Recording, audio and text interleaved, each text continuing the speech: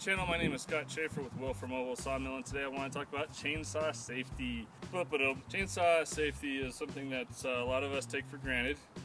I know I did for a long time, but then when I started working more and more with chainsaws, I had, of course, more and more close calls, and so safety became more of a priority for me.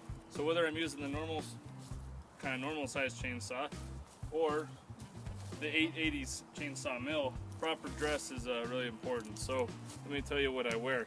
Of course, I got work boots on. Steel-toe boots are an absolute must. I mean, I cannot tell you how many times I've actually nicked my boot just trimming branches or cutting logs to length or whatever. But when you're down working on the ground, your toes are always right there.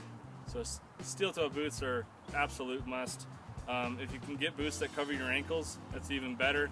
Gives you not only better protection from rolling your ankle, but it protects your ankle from the blade as well. Second thing, of course, is chaps. Now these chaps I got from Granberg International. They supply safety gear as well as chainsaw mills. And I like them because they're high vis. And then inside they've got nylon string. And so when you nick the chaps with your chainsaw, it actually pulls the nylon strings into the mechanism of the saw and clogs it like instantly, which stops the blade. So it doesn't just keep the blade from hitting your leg, it actually stops the blade, and that's how it protects you. Now, of course, if you have leather chaps, that's cool too. Those are a lot heavier though, and they don't stop the chain from moving, they just stop the chain from cutting through into your leg. Then, of course, gloves is the next thing. You want to wear gloves. And face and ear protection, especially when you're working with bigger saws like the 880 chainsaw. Every time I start a cut, that thing throws sawdust in my face every time. And then if you're working over your head on branches with the smaller chainsaws, you know, you're getting dust, and you really don't want to lose visibility or lose concentration while you're working with a chainsaw.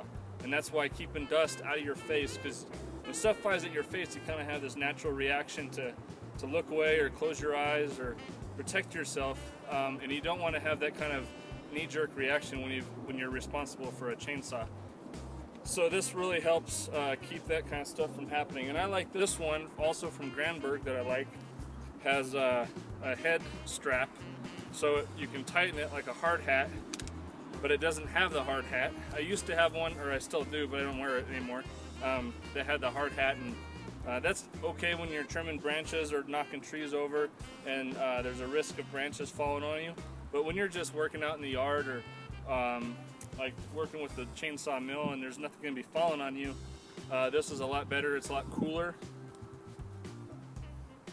But I like this because I can still wear my lucky hat and the visor flips up.